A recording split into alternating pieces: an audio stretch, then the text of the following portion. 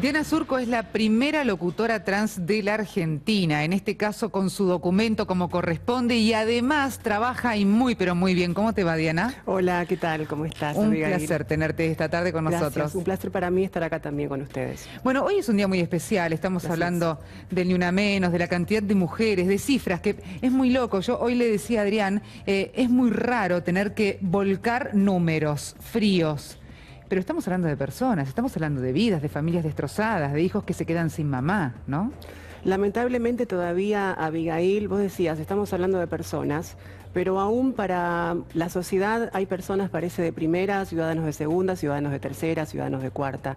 Lamentablemente estas cosas están sucediendo y lo importante de todo esto es la toma de conciencia, ¿no? Y cómo se genera a través, de, por ejemplo, de estas movilizaciones y en esta tercera edición del Ni Una Menos, creo que es lo adecuado, lo apropiado y además, mira, yo rescataba hoy, vengo de la marcha y rescataba la solidaridad, la empatía, el compromiso de gran parte de la sociedad y el unirse en las coincidencias creo que es lo que acrecenta que el Ni Una Menos siga fomentando no solamente la toma de conciencia, sino también es una caja de resonancia para el Estado, para que realmente tome cartas en el asunto.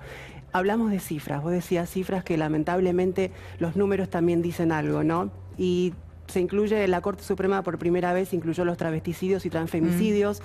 A través de un estudio que se hizo además con la colaboración de distintas agrupaciones, en la cual arrojó que 5 travesticidios se cometieron en 2016, pero en realidad, según distintas agrupaciones trans, en realidad son más de 5. Eso es lo preocupante. Hacemos un paréntesis, porque las cifras que difunde la Corte Suprema de Justicia son estas. Por ejemplo, el año pasado... Las denunciadas. 254 femicidios, pero otras organizaciones están hablando de cifras aún mayores. Sí. Esto es lo preocupante. Porque no hay, digamos, un seguimiento adecuado, digamos, para eso falta, que ojalá esto de las marchas y de las movilizaciones de distintas agrupaciones sirva para que realmente se pueda, desde el Estado, se pueda orbitar desde una manera oficial este tipo de datos. ¿Sabes por qué no hay disparidad en algunas cifras? Por ejemplo, la Casa del Encuentro dictaminaba que en 2016 hubo 11 casos de travesticidios y transfemicidios, pero para distintas agrupaciones trans hay a 16 aproximadamente en 2016. Esto es porque los casos se judicializan. Pero como todavía no está la figura del transvesticidio y transfemicidio como tal, tipificados, ¿no? Entonces jueces y fiscales es como que caratulan como quieren. Como en su totalidad, diríamos, ¿no? Como un femicidio en su totalidad. O a lo mejor no es tomado como un femicidio. Entonces, que suele pasar, o sea, es así, todavía falta crear conciencia desde el ámbito jurídico. Como crimen pasional. Y sí, por eso te decía es que ya teóricamente no está más la figura del crimen pasional. Teóricamente estamos hablando. Es que teóricamente no, vos lo decís, te remarco esa palabra, teóricamente, pero Abigail, Adrián, hay leyes que son escritas y leyes no escritas. Y las no escritas son las que aún hay que batallar y crear conciencia de esas leyes que aún están regidas por un régimen machista y bueno. Diana, en el reclamo de justicia, ustedes en el conjunto me refiero, ¿no? El reclamo de justicia, ¿ustedes se sienten excluidas? Y sí, gran parte de la comunidad trans, por supuesto, porque a un gran sector de la... Mira, hay estadísticas, ¿no? Y distintas entidades hablan de que el 90% aproximadamente de las personas trans dentro de la población trans están sin trabajo. El 75% aproximadamente son analfabetizados o analfabetizadas. Hablo de chicas y chicos trans. Las cifras están hablando por sí solas. Claro que todavía nos sentimos excluidas. Mira, yo tengo la fortuna, la suerte de poder estar trabajando en un medio. Ahora soy periodista también, trabajo en Radio Ciudad. Como ustedes saben, pero no todas las personas tienen las mismas posibilidades. Entonces, para aquellas que aún necesitan el acercamiento del Estado, eso de que el fuerte abrace al débil, hay que seguir batallando, porque aún hay exclusión, aún hay falta de trabajo, aún hay muchas personas que tienen que prostituirse para poder vivir. Y eso responde a una ideología y a una idiosincrasia que aún está enquistada en la sociedad, ¿no? Falta. Hay algunos avances, hay algunos avances incluso desde lo gubernamental, esto hay que reconocerlo también. Por ejemplo, ¿cuáles? A ver. Mira, por ejemplo, te cuento, esto no es, yo no hago bandera partidaria, no pertenezco a ninguna de conocimiento, ningún partido político ni ninguna organización tampoco. Yo hablo desde mí. y desde el lugar también de comunicadora. Pero, por ejemplo, en el gobierno de la ciudad se está por inaugurar la Casa Trans, ¿no? Y eso todavía no está. Pero creo que a fin de mes se inaugura la Casa Trans, un espacio que va a ser de contención, donde creo que se van a brindar talleres para... No es una casa refugio, pero aún... Por lo que tengo entendido y por lo que me comentaron desde el gobierno de la ciudad, la gente de la Subsecretaría de Derechos Humanos de la ciudad, me comentaban de que por ahí más adelante se piensa para que haya algún refugio o algo. Hay algunas acciones de gobierno. El tema es que también al margen de generar políticas públicas, también está la cuestión de generar sensibilización, sensibilidad en la sociedad, y crear conciencia también depende del Estado. Necesitamos más campañas también. Dejo una pregunta pendiente antes de irnos al móvil. ¿Qué pasa por la cabeza de un hombre que agrede violentamente a una trans? Lo dejamos pendiente. Exactamente, porque nos vamos a Plaza de Mayo. Allí está nuestro compañero Juan Cruz Clemente, el Chaco, que la verdad que me ha dado una mano extraordinaria esta tarde. Chaco, ¿cómo van las cosas por allí? ¿Qué tal, Abigail? Adrián, los saludo desde acá, desde Plaza de Mayo. Ha terminado ya el acto central de esta tercera edición de Ni Una Menos. Es impresionante la cantidad de gente que hay y todavía siguen llegando tanto por Diagonal Norte, por Diagonal Sur, también por las paralelas. Y fíjense que a lo largo ya de lo que es Avenida de Mayo hay muchísima gente. Me acompaña justamente para el cierre de lo que fue el acto central, Miriam Luqueta, que es justamente, ustedes van a recordar este caso, que es la madre justamente de Noelia Oribela, que hace poco nada más, si mal no me equivoco, el asesino de su hija fue condenado a perpetua. Sí, hace menos de un mes fue dictada la sentencia por unanimidad en el partido de Morón por un caso de femicidio. Y es el segundo que se da en el país, o sea, en femicidio, cadena perpetua. Esto es lo que yo quiero renombrar para dar una vuelta de rosca, como por así decirlo, de que hay posibilidades. Hoy es esperanzador la mirada que puedan llegar a tener. Trabajo en políticas de género, soy psicóloga social también, y esto me toca muy de cerca. Hace casi 3 años que la vengo luchando y estuve sola. Miriam, para recordar un poco este caso, ocurrió el 28 de agosto del 2014. El 28 de agosto del 2014, mi hija apareció muerta en su departamento, con golpes, con 3 costillas rotas. Mintió, dijo que se había suicidado. Y es un hecho que yo jamás creí, pero no por ser madre dolida, simplemente porque uno conoce el contexto familiar, y conocía perfectamente a mi hija. Tenía 2 hijos mi hija, donde ahí empieza mi larga lucha, y entre el duelo y la lucha, porque lidiar con la justicia no me fue fácil, para nada. ¿Qué significa para usted Ni Una Menos?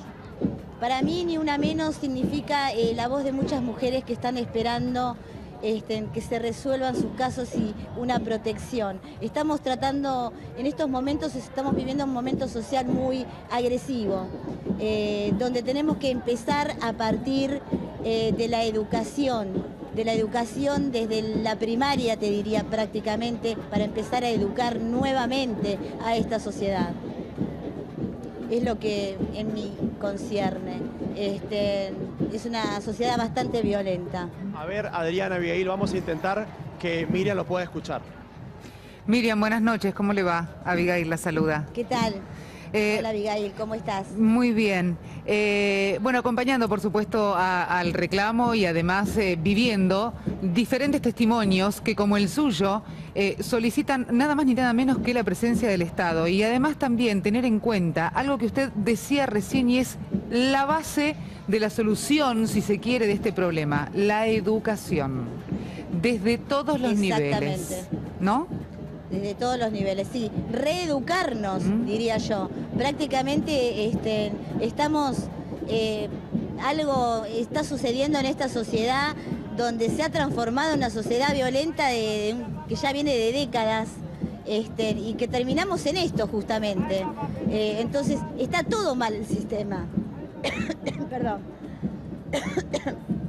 Perdón, pero... No. Con los gritos y todo. Sí, se entiende. Hay que reeducar, hay que hacer mucha fuerza y trabajar para esto.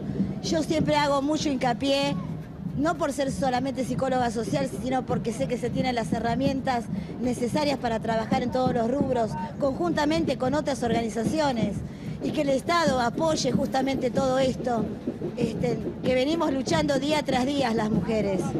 Ahora, Las Miriam, mujeres, las familias. Miriam, Adrián, ¿cómo te va? Uno Hola, ¿qué a veces a estos reclamos se los apunta a los políticos, ¿no? Y pasó un hecho significativo en el Senado porque se votó por unanimidad una ley donde le quita la responsabilidad parental a los femicidas sobre sus hijos. ¿Cómo evalúas esto? No, para mí esto es terrible. Te digo que hay muchas cosas que hay que cambiar y que hay que meterse en el tema y tenemos que estar todos pendientes de esto. Realmente, no, es increíble las cosas que pasan. Como hecho positivo, Miriam, como hecho positivo, el Senado votó esta ley que es muy importante, ¿no? Le quita la patria potestad a los padres que mataron a la madre de estos chiquitos. Porque recordemos que antes, Miriam, cuando esto no estaba votado, el hombre que mataba a su mujer, a su novia, a su cónyuge, a su conviviente y tenían hijos en común, la justicia lo dejaba libre y además a todo esto, las criaturas vivían, o los jóvenes adolescentes vivían con el maltratador dentro de su casa sabiendo que había sido el asesino de su madre. Como por ejemplo el caso Arce, ¿no? Exacto.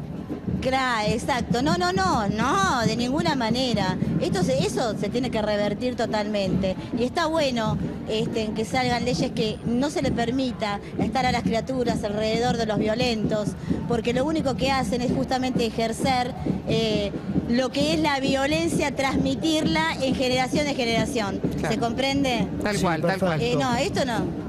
Igual, de todas formas, más allá de este tipo de normas que se aprueba y que verdaderamente aplaudimos, porque es importante, también hay que destacar que tampoco se soluciona aprobando una norma por acá, dentro de 2 años otra norma que beneficie, dentro de 4 años otra norma. En realidad hay que terminar de cuajo. Entonces, eso sí es participación netamente y 100% del Estado.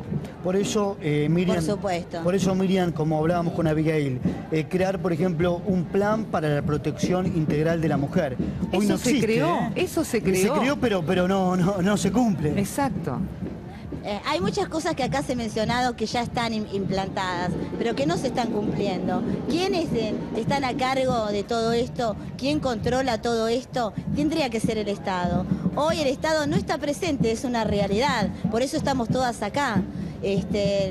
Creo que ya esto lo venimos evaluando de hace mucho tiempo. Tienen mucha connotación. Esto es un llamado de atención terrible ante la necesidad de la población. Acá en esta plaza lo único que se encuentra es dolor de las personas que son víctimas de femicidios, víctimas de violencia, víctimas en familias destrozadas. Realmente, si esto no se tiene en cuenta a nivel sociedad, yo no sé qué es lo que va a pasar de acá a 10 años. Claro, no sé, realmente no sé. Claro, es terrible, es terrible. Hay que cambiar las políticas, chicas. Hay que cambiar las políticas. Y hay que tener otra mirada. Y hay que decirle a los varones que se comprometan también. Sí, acá hay muchos varones y también muchos violentos seguramente deben estar mirándonos, eso sin ninguna duda. Pero bueno, que nos escuchen. Nosotros, yo hay una parte que por ahí no compartí, pero yo no soy una mujer extremadamente feminista. Claro. Yo soy una mujer de compartir con el hombre, ir junto al hombre, a la par del hombre. No quiero hacer diferencia, no quiero competición. Esto no es una competición, pero sí nos tienen que dar un lugar donde podamos ser escuchadas en cualquier ámbito, tanto sea laboral, familiar, en cualquiera de los ámbitos. Sí, también hay un poco de hipocresía, ¿no? Porque yo hoy le preguntaba a un especialista, ¿son más o menos los hombres que quieren que la mujer hable, se queje, luche, discuta, ¿no? Eso también hay que plantearlo, porque hay muchos hombres que hablan de la boca para afuera y realmente después no cumplen como deberían, ¿no? Por supuesto. A mí, de hecho, me ha pasado, justamente cuando me tocó la lucha con Noelia dentro de la justicia, toparme con hombres que están hace mucho tiempo dentro del Poder Judicial, totalmente machistas, totalmente arriesgados con su forma de ser. Y yo he tenido que pelear, es una forma de decir pelear, ¿no? O sea, llevar adelante es la situación en la que yo me encontraba y pedir aclaraciones y explicaciones. Pero esto se hizo luchando, se hizo... Te digo que fue un desgaste terrible, terrible lo que se hace con los hombres. No te permiten la entrada, no te permiten hablar, pero hoy te puedo decir que me aplauden. Muchos de ellos me aplauden y me lo agradecen. Y creo que esto cambia la mirada, por lo menos en mi caso particular, que me gustaría que en toda la sociedad pasara todo esto. Que se tuviera un control realmente cuando uno pide una ayuda, cuando uno busca una justicia. La justicia está para representarnos, no está para dejarnos.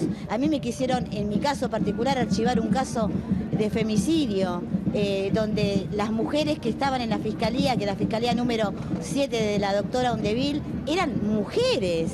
O sea, mujeres me querían archivar un caso. Es terrible. ¿Te ha pasado? Sin embargo, otra fiscalía... Miriam, ¿te ha pasado ir a una comisaría y que no le den importancia a tu denuncia? ¿Conocés casos? Porque eso ha pasado, ¿eh? Sí. Bueno, no, lo que yo te puedo decir de mi localidad, la localidad de Morón, lo que pasa ahí. La comisaría de la mujer es un desastre.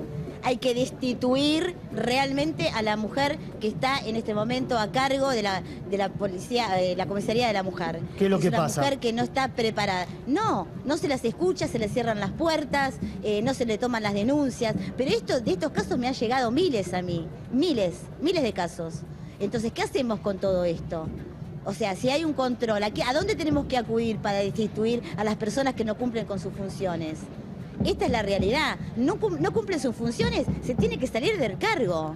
Tienen que salir del cargo cuando esto se hace visible y cuando hay una realidad absoluta como la que tuve yo, que fue la lucha constante por la verdad y la justicia. Miriam, muchas gracias. Juan Cruz, muy amable por tu cobertura, excelente. Nos estamos viendo, muy amable. Bueno, muchísimas gracias a ustedes, gracias por todo, gracias. Gracias, Miriam. Hasta luego. Gracias, Juan. Hasta luego.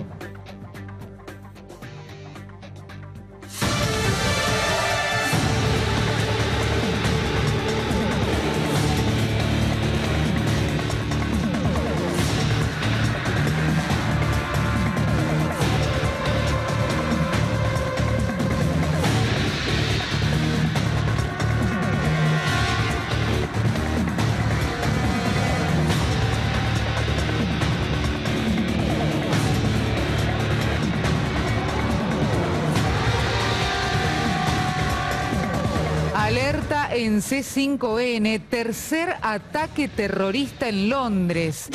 La policía está avisando a todos los medios de Londres y también internacionales que luego del atropello de la camioneta ya se suman 3 los ataques periodistas. En este caso, en un bar en la zona de Vauxhall, que allí justamente están atendiendo este tercer ataque terrorista. Hablan de 7 apuñalados, además de este incidente en el puente de Londres. Última información en los últimos minutos, alerta de C5N, tercer ataque terrorista en Londres.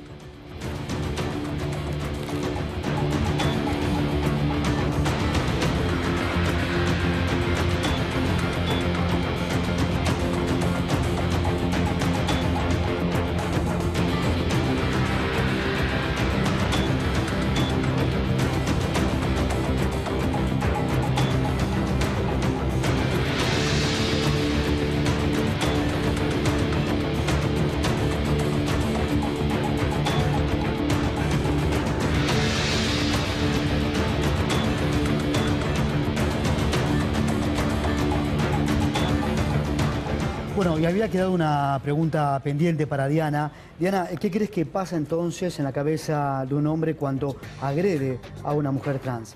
Y eso tiene que ver básicamente con el odio, porque la verdad que son crímenes de odio esos.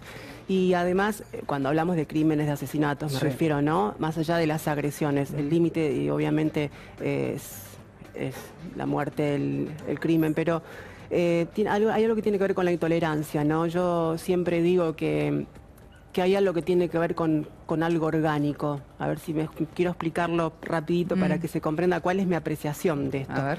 Yo creo que el ser humano siempre tiene sensaciones, ¿no? Y la intolerancia a veces nace de las entrañas hacia el diferente, hacia el que creemos diferente, marginal, distinto. Y cuando se vuelve carne, orgánico, ese rechazo, a veces es inmanejable para algunas mentes que son perversas, que son dañinas, que son los que hacen daños a la sociedad. Y se vuelven agresiones, se pasa desde lo orgánico, desde lo interno, la intolerancia, el rechazo, a lo físico, a la agresión, y también tiene que ver porque hay todo un andamiaje que se ha construido a lo largo de la historia que tiene que ver con este pensamiento machista y pasa con las mujeres, o sea, no hace mucho tiempo las mismas mujeres, o sea, tienen un mandato también, por decirlo de alguna manera, no hace mucho tiempo una mujer soltera era mal vista, o sea, hay tanta cultura de por medio, Adrián. Hay un peso. Hay un peso. Hay un peso muy grande, que eso hace de que hay personas, agresores, que se escudan o se agarran de todo ese pensamiento o esa idiosincrasia machista, patriarcal. Sufren mucho las trans, las mujeres travestis, la violencia verbal en la calle, ¿no? O cada vez menos. Sí, a ver. yo creo que te puedo hablar desde mi impresión.